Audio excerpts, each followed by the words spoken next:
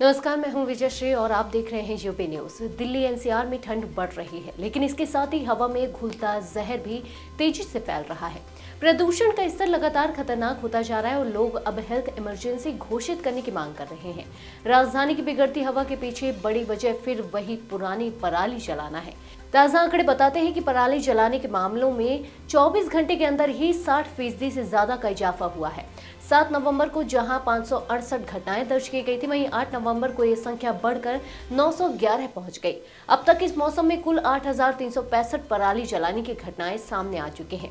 पंजाब इसमें सबसे आगे है। बढ़ती पराली की आग ने दिल्ली एनसीआर की हवा को और जहरीला बना दिया है। दिल्ली, नोएडा और गाजियाबाद के कई इलाकों में AQI 350 से 400 के बीच बना हुआ है, जो बेहद खतरनाक श्रेणी में आता है। दिल्ली एनसीआर में ग्रेड 2 पहले से लागू है, लेकिन हालात ऐसे बने तो ग्रेड 3 भी लागू किया जा सकता है।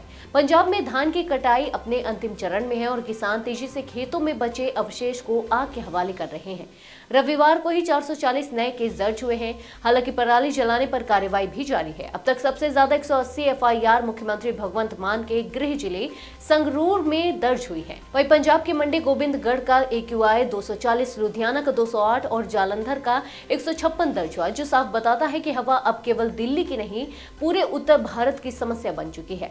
दिल्ली में सोमवार सुबह भी हालात जस के तस रहे। आनंद विहार और चांदनी चौक जैसे इलाकों में AQI 400 के आसपास बना रहा।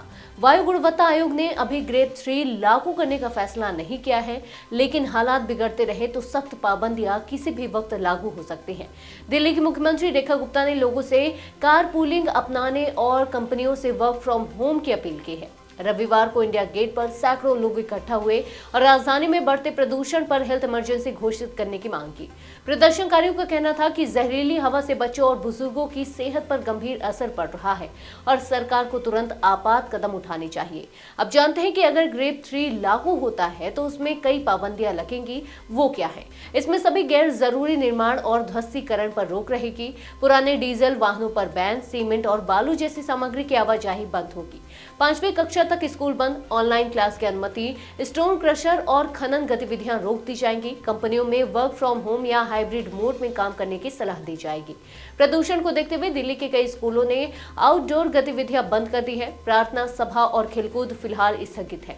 कुछ बड़े स्कूलों ने एयर प्योरीफायर भी लगवा लिए हैं। सोशल मीडिया पर पेरेंट्स और RWA एसोसिएशन अब सभी कक्षाओं को ऑनलाइन मोड में ले जाने की मांग कर रहे हैं। ठंड, धुंध और जहरीली हवा, दिल्ली एनसीआर इन दिनों इन तीनों से जूझ रहा है। सवाल यह है कि हर साल दोहराई जाने वाली इस कहानी का अंत कब होगा? क्या सरकारें अब भी जागेंगी या फिर सांस लेना ही राजधानी में एक नई चुनौती बन जाएगा? आज के लिए बस इतना ही। अगर आपके इलाके में कोई समस्या है तो आप चुप मत रहिए, अपनी शिकायत हमें भेजिए।